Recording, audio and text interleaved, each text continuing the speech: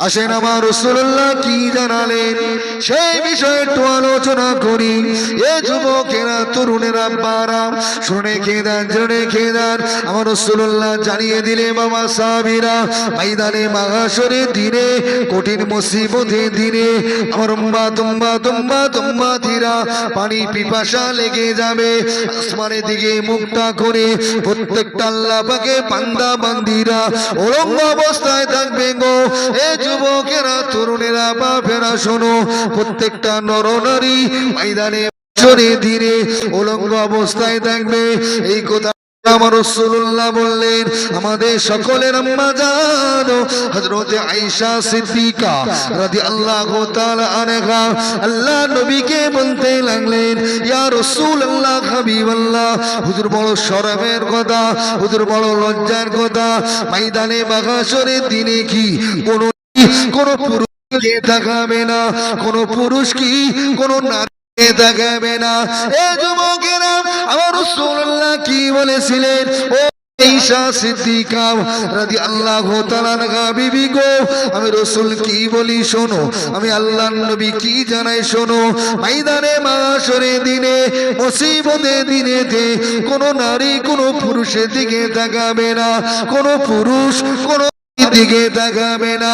ইয়া রাসূলুল্লাহ, হাবিবাল্লাহ, কারো নারীরা ময়দানে মাহশরের দিনেতে সবাই তো উলঙ্গ থাকবে।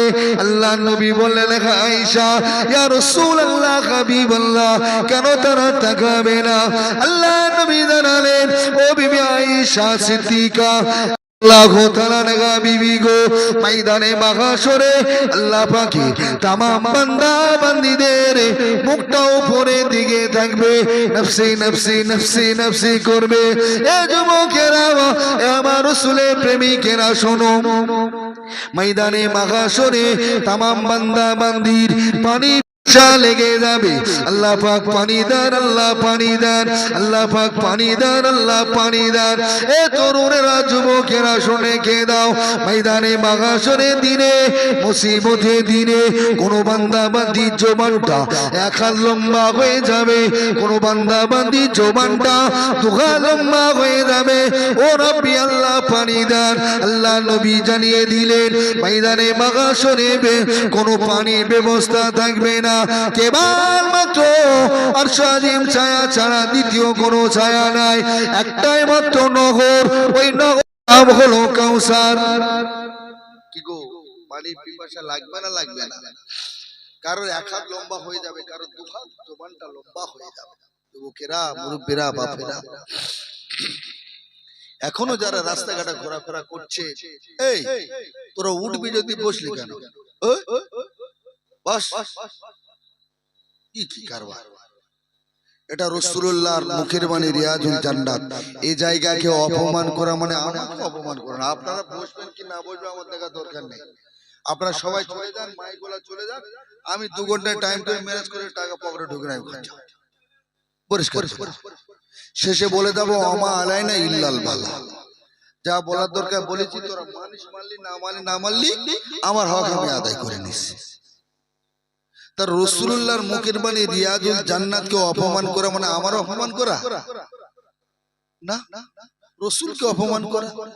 আর আল উলামা ওয়ারাসাতুল আম্বিয়া, আলেম ওলামার হচ্ছে নবীর ইলমের ওয়ারিস। রাসূল বলছেন, আমার ইলমের ওয়ারিসদের তোমরা সম্মান করো, তাজিম করো, ইজ্জত দাও। ভালোবাসা থাকলে, আলেম ওলামাদের সঙ্গে যদি ভালোবাসা মহব্বত থাকে, ওটা বসা থাকে, ময়দানে মাহশরে তাদের সঙ্গে আল্লাহ হাসর নাসর করাবেন। জোরে বলুন। আর আপনি কাউরা মুচিপুর চাঁড়াল খ্রিস্টান সঙ্গে ওটা বসা করে বন্ধু করবেন, ওদের সঙ্গে হাসর নাসর হবে। বাবা, অহংকার করে বলছি না, ওয়াম্মা বিনিমাতি রব্বিকা ফাহাদ্দিস। আল্লাহ পাকের শুকরিয়া আদায় করে বলছি, আল্লাহ পাক ভালোবাসে বলে আলেম করেছে তো নাকি? আল্লাহ যাকে তাকে আলেম হাফেজ বানাবে না, আল্লাহ যাকে তাকে ওলি গৌস কুতুব বানাবে না, আল্লাহ যাকে তাকে নবী পায়গম্বর করবে না। যাকে আল্লাহ ভালোবাসে, যাকে আল্লাহ জান্নাতি বানাবে, তাকে আল্লাহ আলেম হাফেজ ওলি আউলিয়া নবী পায়গম্বর করে আল্লাহ পাঠায়। এখানে সিলেট থাকে। কথাটা খারাপ লাগলো নাকি? 17 বছর ফুরফুরা শরীফের জমিনে বসে বসে না গো বেঞ্চে বসে বসে পড়া পড়ে গেছে। আর আমার ওস্তাদ খুব খাতারনাক ওস্তাদ। এই বেলপাড়া জমিনে শুয়ে আছে আমার ওস্তাদ নিয়ামত সাহেব। চেনেন কি? চেনেন? আমজেদ হুজুরের বড় ভাইজান আমজেদ বুখারী চেনেন না? কেউ চেনেন না? কি খো ফুরফুরার ওমর সিদ্দিকী চায়দানের বাড়ির পাশ থেকে যে রাস্তাটা নেমে গেছে না, হোসেন বুখারী কেউ চেনেন? যিনি দাদা হুজুর থেকে আগে ফুরফুরা জমিনে এসেছিল, যিনি ওই বাগ বিরাদার সঙ্গে কিন্তু দাদা হুজুর পীর কেবলা যুদ্ধ করেনি। যে কুয়াটা আছে 400 দিনের মাদের দিকে আপনারা জানতো কি গো? কেউ 400 দিনের মাদের জিয়ারত করতে যান না ফুরফুরা? 400 দানে মাজারের দিকে যেতে ওই কুয়াটা এখন পর্যন্ত ঢাকা দেওয়া আছে, বুঝলেন? হোসেন বুখারী ওনার সঙ্গে কিন্তু বাগ বিরাদার যুদ্ধ হয়েছিল। যত মানুষ মারে ওই কুয়াতে ফেলে আবার তারা জিন্দা হয়ে যায়। এটা কি ওদের ক্ষমতা নাকি জিন্দা হয়ে যায়? না, শয়তানগুলো সব ওর ভিতরে উঠে যায়। একদিন হোসেন বুখারীকে স্বপ্ন দেখা যায় ওই কুয়ার মধ্যে কিছু গরুর গোশত ফেলে দে, কিছু গরুর গোশত ফেলে দে। হোসেন বুখারী হুজুর রহমাতুল্লাহ আলাইহি কিছু গরুর গোশত ফেলে দিলাম, মাল ফেলছে, মাল আর উঠছে না, সব কুবকার। কথা বুঝলেন? সে হোসেন বুখারী হুজুর রহমাতুল্লাহ আলাইহির নাতি আমজেদ সাহেব আমার ওস্তাদ, ওনার ভাই হচ্ছে নিয়ামত সাহেব, যাকে বুখারী শরীফ মুখস্থ। আল্লাহু আকবার। হুজুরের প্যারালিসে ধরে গিয়েছিল, কোলে করে নিয়ে অফিস থেকে নিয়ে আমাদের ক্লাসে আসতাম, বলতো বাবারা কিতাব খুলে লে বস। হুজুর কিতাব দেখতেন না, জোরে বলুন, আরো জোরে বলে। হুজুর আমার সিয়াসত হাদিস মুখস্থ করেছিলেন, আল্লাহ জোরে বলুন, বুঝলে? তাহলে কত বড় বড় মানুষ ছিল সব। তাহলে সেই জায়গায় তারা আমার ওস্তাদ, তাদের ছাত্র আমি কম পাকা নয় বাবা। একবার দরুদ শরীফ আল্লাহুম্মা সাল্লি আলা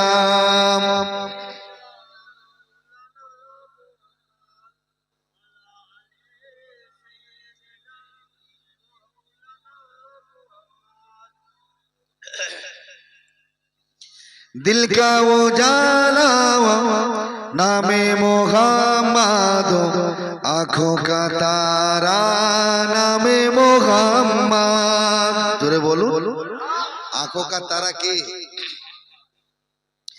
दिल का उजाला नामे मोहम्मद, आंखों का तारा नामे मोहम्मद। जन्नत के पत्तों पे आरश उला पर हवा में देखा था नामे मोहम्मद।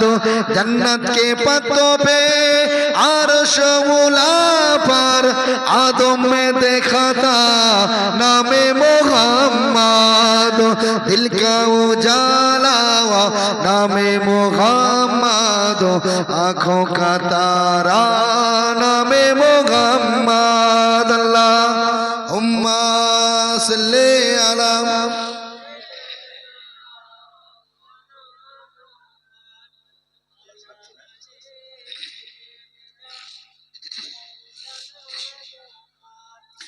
আসেন আমার রাসূলুল্লাহ কথা আলোচনা করি।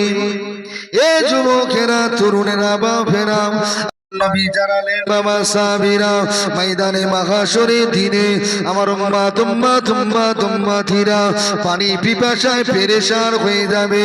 আসমানের দিকে মুখটা করে ও রাব্বি আল্লাহ আমাদের একটু পানি দেন, আল্লাহ পানি দেন। এ তরুণেরা, এ আমার রাসূলের প্রেমিকেরা শোনো গো, ময়দানে মাহশরে কোনো পানি নাই, কেবলমাত্র একটাই নহর আছে, হাউজে কাউসার। এ তরুণেরা, যুবকেরা, বারা আল্লাহ নবী জানিয়ে দিলেন ও আমার উম্মতিরা যখন একবার যদি বাবা হাউজে কাউসারে পানি পান করে, আল্লাহ পাক 70,000 বছর পানির পিপাসা মিটিয়ে দেবেন। আল্লাহ নবী জানালেন বাবা সাহাবীরা, ময়দানে মাহশরের দিনে হাউজে কাউসারের ধারে আমি একা রাসূলুল্লাহ থাকবো না গো, আমার টুকরা নাতি হযরত হাসান, হযরত ইমামে হোসেন, তিন নানা নাতি মিলে আমার রোজাদার রাখনেওয়ালা উম্মাতিদের ডেকে ডেকে নিয়ে তিন নানা নাতি মিলে পানি পান করাবো।